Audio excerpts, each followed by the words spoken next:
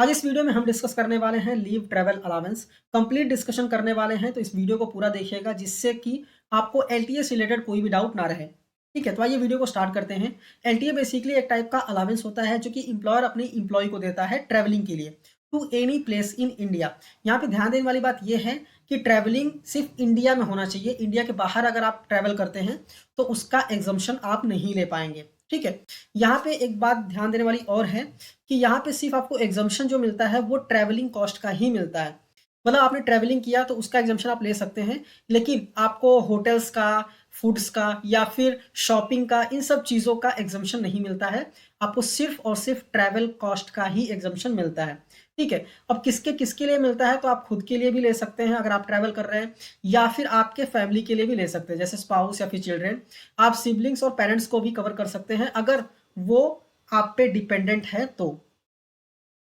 अब यहाँ पे एक सवाल ये आ सकता है कि मैं ट्रैवल करने नहीं जा रहा हूँ, मैं अपनी फैमिली को ट्रैवल करने के लिए भेज रहा हूँ, तो क्या मैं एग्जम्पशन ले सकता हूँ? तो जी नहीं, आप एग्जम्पशन नहीं ले सकते। आपको भी ट्रैवल करना है साथ में और आपके साथ फैमिली होगी तो कोई दिक्कत नहीं है, आप एग्जम्पशन ले सकते हैं। ठीक है, आई होप आपको क्लियर हो गया होगा। जैसा कि मैंने आपको बताया यहाँ पे कि आप सिर्फ और सिर्फ ट्रैवलिंग कॉस्ट का ही एग्जम्पशन ले सकते हैं।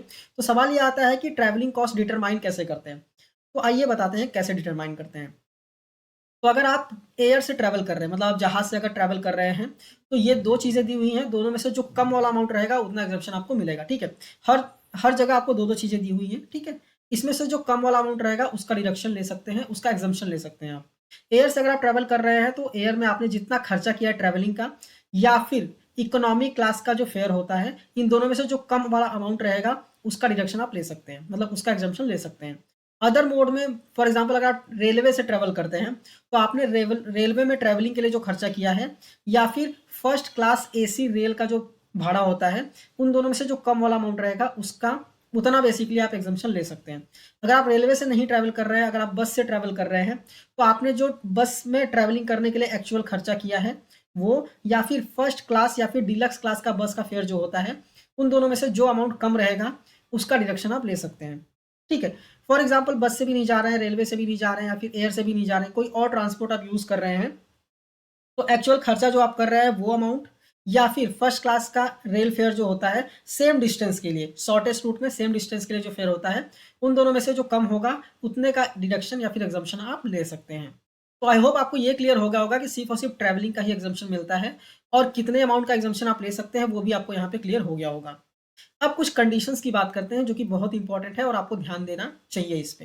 पहला, एक्चुअल जर्नी होना चाहिए। आप ऐसा नहीं है कि आपने जर्नी नहीं किया और आप एग्जम्पशन ले रहे हैं, ये फेक हो जाता है, और अगर क्वेरी कुछ आती है तो आप फिर फंस सकते हैं। ठीक है, तो एक्चुअल जर्नी होनी चाहिए और उसका एग्जम्पशन आप ले सकते हैं, कोई दिक्कत नहीं है। इसके लिए बेसिकली आपको प्रूफ सबमिट करने पड़ते हैं एम्प्लॉयर को कि आपने ट्रैवल किया था, टिकट्स हो गए। ठीक है, तो ये सारी चीज़ें आपको basically proof as a proof submit करना होता है एम्प्लॉयर को, सो दैट एम्प्लॉयर आपको एग्जम्पशन अलाउ कर देता है फॉर्म 16 में। ठीक है, नेक्स्ट पॉइंट है कि LTA must be the part of salary.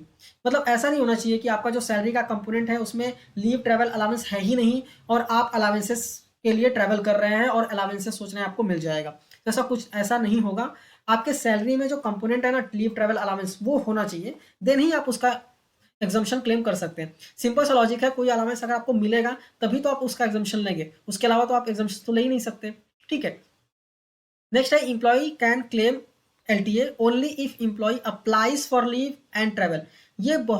ये जो डाउट है ना, ये सबको आता है।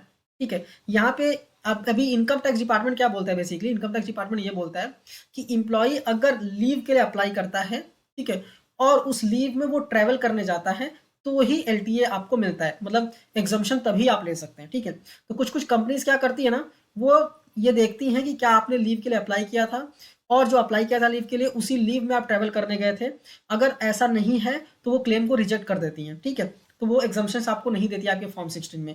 तो ध्यान रखना है कि आपको लीव के लिए अप्लाई करना है और उसके बाद ट्रैवल करना है। ठीक है, नेक्स्ट आता है only domestic travel is considered. जैसा कि मैंने आपको पहले ही बताया कि इंडिया में ही ट्रैवल करना है आपको, आप इंटरनेशनल ट्रैवल करेंगे तो उसका एग्जम्पशन आप नहीं ले सकते। ठीक है, अभी यहाँ पे हम कुछ ब्लॉक की बात कर लेते हैं। अभी ब्लॉक होता है क्या, पहले वो समझ लीजिए। ब्लॉक जो होता है वो 4 साल का ब्लॉक होता है। करंट जो ब्लॉक चल रहा है वो चल रहा है 2022 से 2025। ठीक है, ब्लॉक बेसिकली ब्लॉक में कैलेंडर ईयर काउंट किया जाता है, जनवरी से लेकर दिसंबर। ठीक है, तो अभी यहाँ पे क्या लिखा है, block of 4 calendar year, block जो कि 4 कैलेंडर ईयर का होता है, उसमें सिर्फ 2 जर्नी का, मतलब जर्नी का जो एग्जम्पशन है वही अलाउड है।